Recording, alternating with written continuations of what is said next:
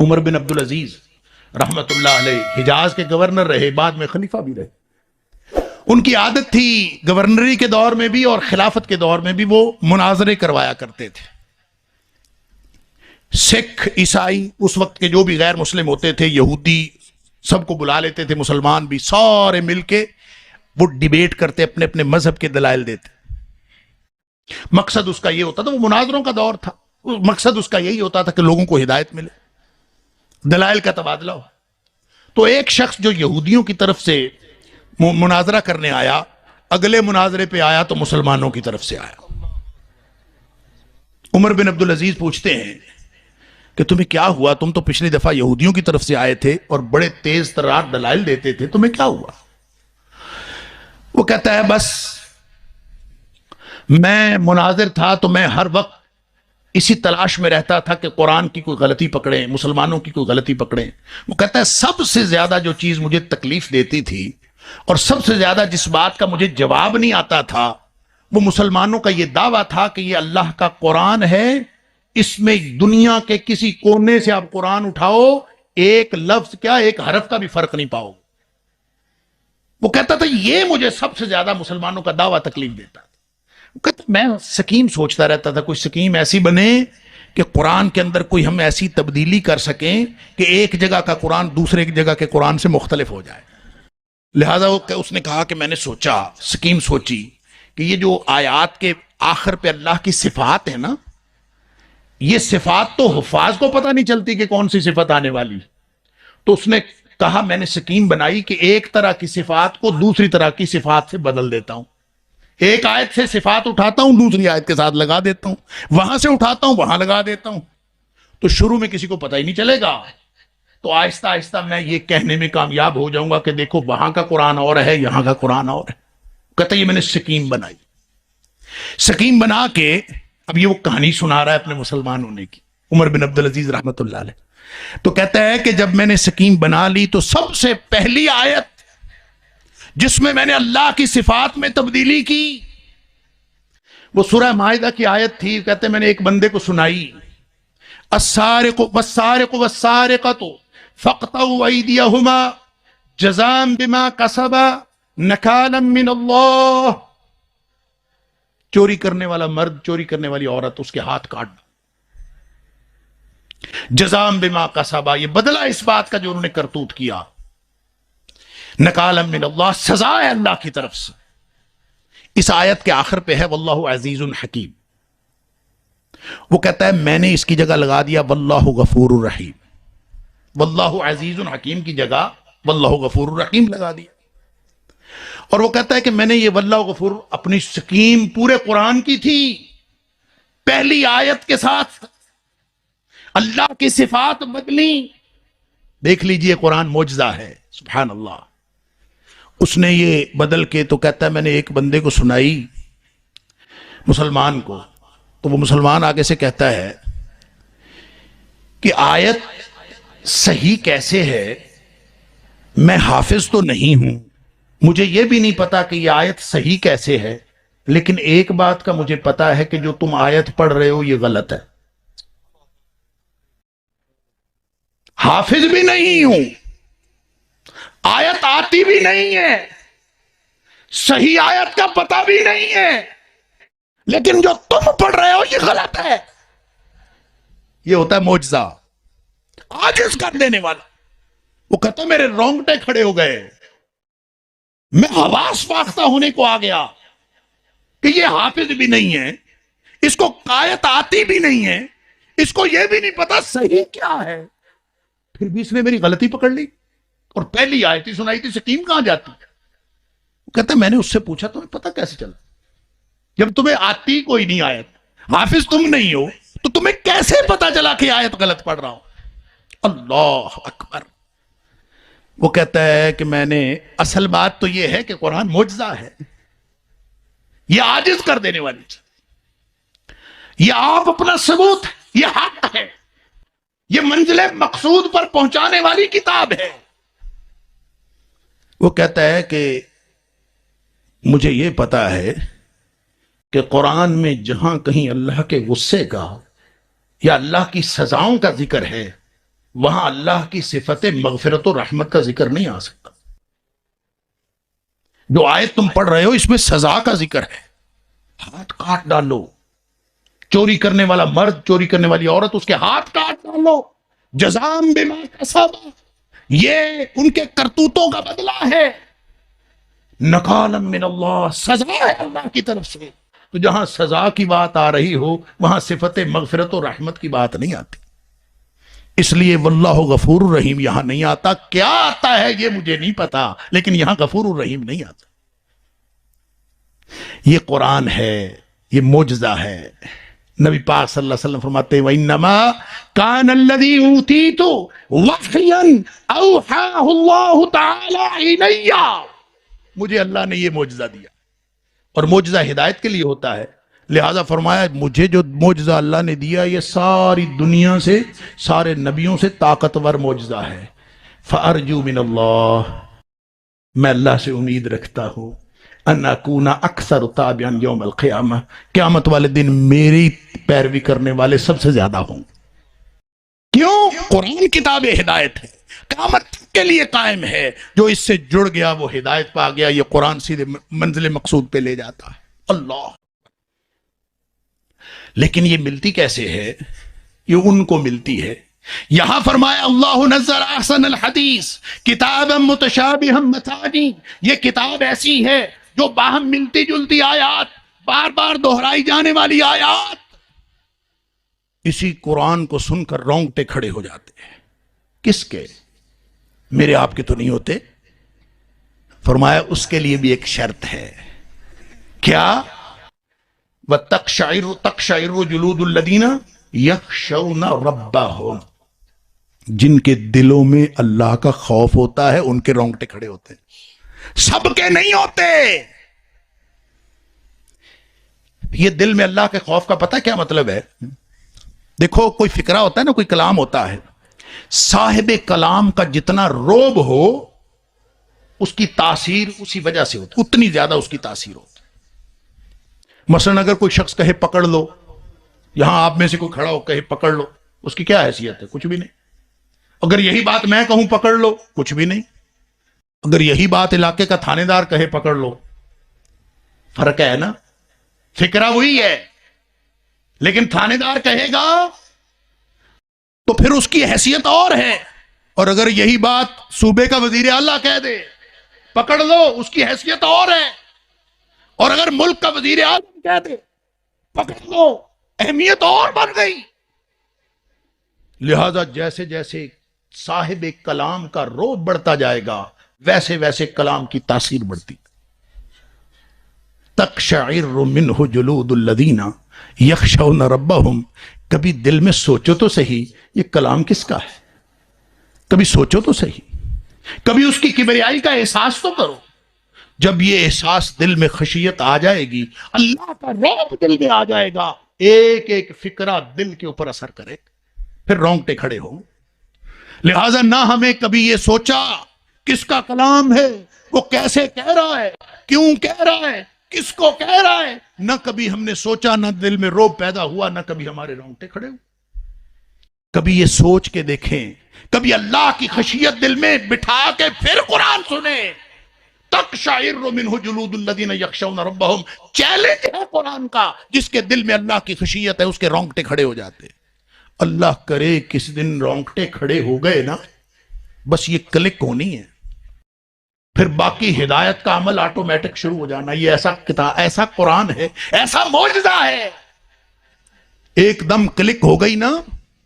فرمایا ثم تلین جلودہم وقلوبہم الی ذکر اللہ. پھر سارا کام خود ہی ہو جاتا ہے، دل بھی جھک پڑتے ہیں، جسم بھی جھک پڑتے ہیں اللہ کی یاد کی طرف. بس جس دن یہ کام ہو گیا، ذالک ھدی اللہ یہدی بہ من یشاء، یہی وہ ہدایت ہے اللہ جسے چاہتا ہے عطا کرتا. اللہ کرے ہمیں بھی وہ ہدایت مل جائے. اور یہ منزل مقصود والی ہدایت مانگا کرو. جب ہم کہتے ہیں نا اہدنا الصراط المستقیم، اس یہ ترجمہ نہ کیا کرو ذہن میں کہ اللہ ہمیں سیدھا رستہ دکھایا تو اس نے ہوا ہے. اللہ ہمیں سیدھے رستے پر چلا، اللہ ہمیں سیدھے رستے پر لے جا، اللہ ہمیں سیدھے رستے پر چلاتے ہوئے منزل مقصود پر پہنچا دے. یہ ترجمہ ذہن میں رکھا کرو. اور پھر یہ قرآن کیسے پہنچاتا ہے، بات لمبی ہو گئی، میں صرف 2 حدیثیں عرض کر کے اپنی بات مکمل کرتا ہوں. قرآن منزل مقصود پہ پہنچاتا ہے ماننے والوں کو بھی. یہ قرآن جو ہے نا، نبی کریم صلی اللہ علیہ وسلم نے فرمایا، سن لیجئے مسلمانوں، نبی پاک صلی اللہ علیہ وسلم مجھے اور آپ کو ارشاد فرما رہے ہیں، القرآن حجت لک او علیک. یہ قرآن تم سب کے لیے دلیل اور حجت ہے. بس فرق یہ ہے، کسی کے حق میں حجت ہے، کسی کے خلاف حجت ہے. کسی کے حق میں، کسی کے خلاف. کیا میرا اور آپ کا قرآن کے ساتھ ایسا تعلق ہے کہ یہ قرآن ہمارے حق میں قیامت والے دن حجت بن سکے؟ اگر یہ حق میں حجت نہیں ہے تو اس نے خلاف حجت بننا ہے، اور جو حق میں حجت بن گیا اس نے جنت میں پہنچا دینا ہے، جو خلاف حجت بن گیا اس نے جہنم میں پہنچا دینا. اللہ اکبر. تفصیل کا موقع نہیں ہے، تفسیر علماء بیان کرتے رہتے ہیں، میں صرف منزل مقصود کی بات کر دیتا ہوں. کس منزل پہ قرآن پہنچاتا ہے؟ حق ادا کر دیا. 5 حق ہیں قرآن کے: ایمان رکھنا، پڑھنا، سمجھنا، عمل کرنا، آگے پہنچانا. خیرکم من تعلم القرآن وعلمہ، جو پڑھتا اور پڑھاتا ہے، سیکھتا اور سکھاتا ہے، اس سے تو بہتر کائنات میں کوئی انسان ہے ہی نہیں. خیرکم، جو قرآن سے جڑ گیا وہ خیرکم ہو گیا، تم میں سے سب سے بہترین ہو گیا. اللہ اکبر. قرآن بھلا کہاں نازل ہوا ہے؟ قرآن، اس کے ساتھ جڑنے والی ہر چیز عظیم ہوئی ہے. قرآن نبی پاک صلی اللہ علیہ وسلم کے سینہ اطہر پہ، آپ کے قلب اطہر پہ نازل ہوا. علی قلبک لتکون من المنذرین، نبی پاک صلی اللہ علیہ وسلم کے قلب اطہر پہ نازل ہوا. نبی پاک صلی اللہ علیہ وسلم اللہ کے بعد کائنات کی سب سے عظیم ہستی بن گئے. مکہ مکرمہ میں نازل ہوا، کائنات کا بہترین شہر بن گیا. جس رات میں نازل ہوا، کائنات کی بہترین رات بن گئی. جس مہینے میں نازل ہوا، کائنات کا بہترین مہینہ بن گیا. جو فرشتہ لانے والا تھا وہ سارے فرشتوں میں سے افضل ہو گیا. یعنی قرآن کے ساتھ جڑنے کی بات ہے. یہ ایسا پارس کا پتھر ہے جو اس سے جڑ گیا وہ کندن بن گیا. اللہ اکبر. فرمایا، یہ حدیث سنی ہوئی ہے نا، یقال لصاحب القرآن اقرأ وارتقی. صاحب قرآن کو کہا جائے گا، قرآن والے کو، قرآن کے ساتھی کو.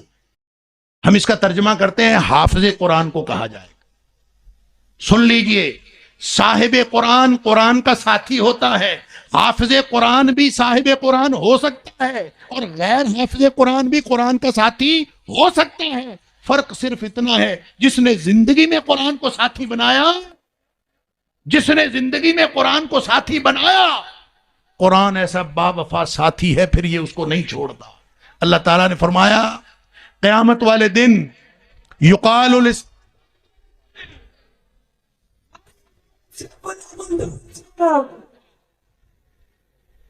نبی اکرم صلی اللہ علیہ وسلم نے فرمایا، یقال لصاحب القرآن اقرأ وارتقی. قیامت والے دن جنت میں صاحب قرآن کو کہا جائے گا، قرآن کے ساتھی کو کہا جائے گا، قرآن والے کو کہا جائے گا. تو کیا ہم قرآن والے ہیں؟ کیا قرآن کو ہم نے اپنی زندگی کا ساتھی بنایا ہے؟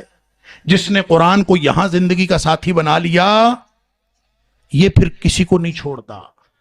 یہ با وفا ساتھی ہے.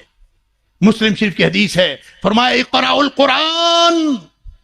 نبی پاک صلی اللہ علیہ وسلم نے صحابہ سے کہا، او صحابیو، قرآن پڑھتے رہا کرو.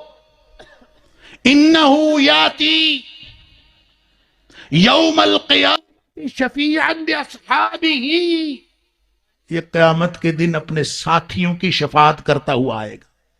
کس کی؟ اپنے ساتھیوں کی، صاحب کی. بناؤ نا صاحب اس کو، بناؤ نا ساتھی اس کو. تم کہتے ہو قرآن سمجھ میں نہیں آتا، آئے کیسے؟ اس سے واقفیت رکھی.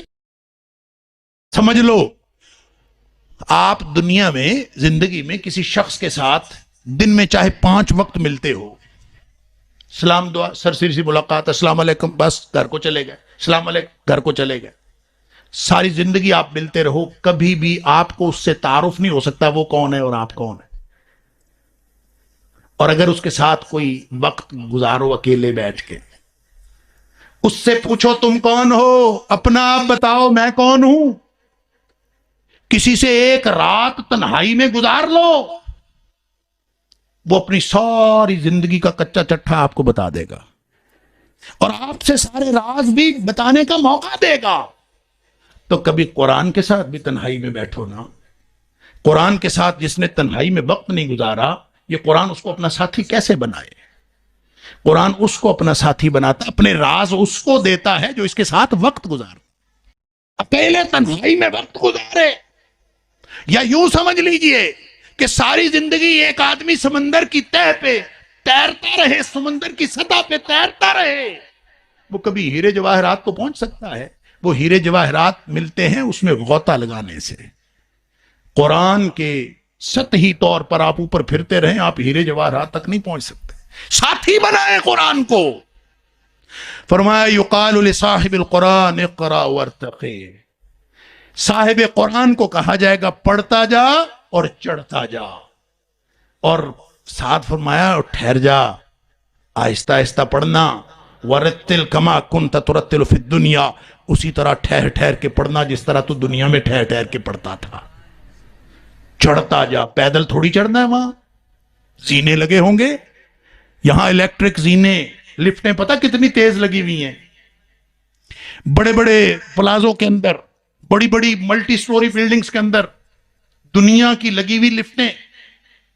میں ایک جگہ گیا، انہوں نے بتایا یہ 1 سیکنڈ میں 4 منزلیں طے کر جاتی ہے. 1 سیکنڈ میں 4 منزلیں. انا للہ، اتنی تیز. اور وہ 44ویں منزل میں ہم نے جانا تھا، اور یوں اس نے دبایا اور یوں ہم باہر نکلے تو سارا شہر نیچے آیا پڑا ہے. ہم حیران ہو گئے. یہ تو دنیا کے زینے ہیں، جنت کے زینوں کی تیزی کا عالم کیا ہوگا؟ وہاں جب ٹھہر ٹھہر کے قرآن پڑھتا جائے گا اور وہ زینے جا رہے ہوں گے، ایک لمحے میں کتنا وہ اس کے کتنے درجے اوپر جا رہا ہوگا. نبی کریم صلی اللہ علیہ وسلم نے فرمایا جنت میں 1 درجے کا فرق پڑ گیا نا، 1 درجے کا، تو نچلے درجے والے اپنے سے اوپر والے درجے کو یوں دیکھیں گے جیسے ہم سورج چاند ستاروں کو دیکھتے ہیں. 1 درجے کا فرق پڑ گیا.